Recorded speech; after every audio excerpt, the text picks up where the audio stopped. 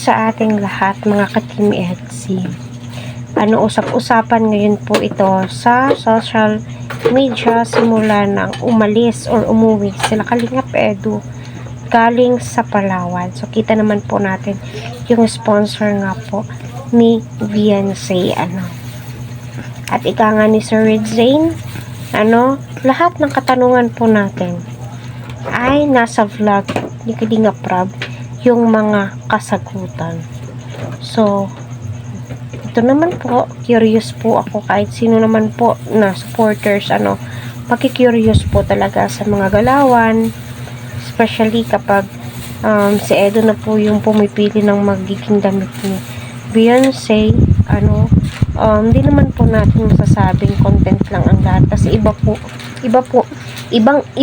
talaga, hindi lang po ako ang nakapansin, pati mga viewers, marami nakapansin, my God, lalong na babae po tayo, mararamdaman po natin iyon, di ba, bilang supporters, sa mga matagal na pong sumusuporta kay Edu, alam naman po natin kung ano yung mga galawan ni Edu noon at kumpara ngayon kay Viancy ay ibang-iba.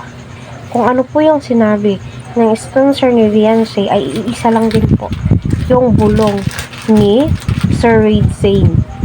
Diba? Correct me if I'm wrong. Kaya patuloy po natin suportahan si Kalingap Rab, Kuya Val at buong team Kalingap. Yun na nga po, kahit pinipiga-piga nga po nila itong si Edo at saka si Viancy, walang aamin. Bakit ayaw umamin? Kasi nga ba wala pa? Pero hindi po ako naniniwala na wala pa silang nararamdaman sa isa't isa.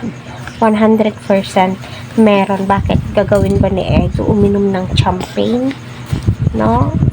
Mag-effort kay Viancy kung wala siyang nararamdaman, diba?